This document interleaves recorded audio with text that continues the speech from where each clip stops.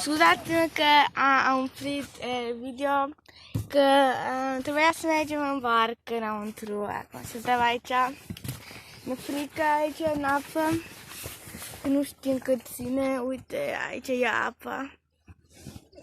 Tata mai e sus și nu știu, e apa sau asta. Și după aia mergem, cred. Și aici suntem sub aia, nu mai știu cum cheamă. Dar mezerge înăuntru. Asta am vrut să spun, mi-a arătat asta, nu știu de ce. Aua, Mia, ai grijă doar. Uite și hai să-i spun ea, uite-te, Mia. Așa de frică. Da, haide. Tata, uite, e acolo. Hai că aduce tata campingul. Tata ia acum apa și mâncarea, ce nu-mi place. Acolo e apa, haide, uite, dați-vă. Mia kom hoch ungefähr. Alpață, nici cum tot. Ia acum. Vă spun cât ani am eu. Eu am 9 ani. Și o să fiu...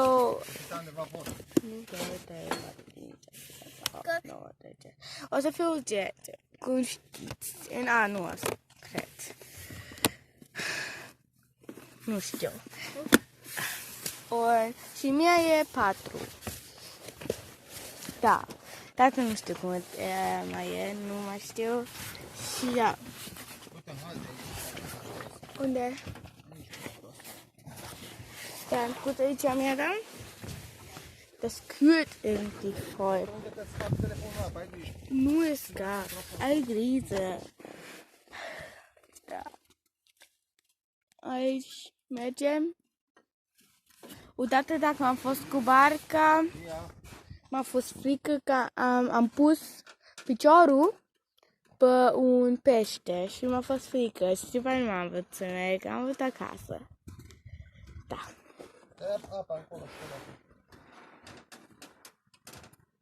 Uite ce greu e, tati. Ia apa acolo. Unde? Ok. Hai de aici. Apă. Tata, berea nu mai dat. Tati, berea e sub tine. Da, uite-te.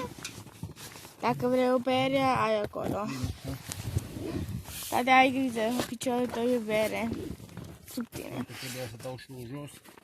Acum le dăm aici, facem puțin miros. Dar asta este, nu? Da. O bugire, tati. Bă, uite, tati, ai dat acolo. Vezi? Și aici avem un bere, nu? Da. Uite, vezi, sădarele lumina. Tu e așa ăștia, da? Exact. Da. Și mergem acum... Aici ne îndrem așa. Mergem acum... Și mergem așa și ne... Să... Ai grijă, tati. Mergem acum. Așa, să ne șpachirăm motorul. Uite apa cum merge. Aici, pe vasa asta greu. Da, aber Papi, was wenn das aufgeht? Wir sinken, Papi. Ja, du willst wirklich das essen? Ok, acum vrem să închidem puntul asta, e gata și acasă o să spunem cum a fost tot. Pa!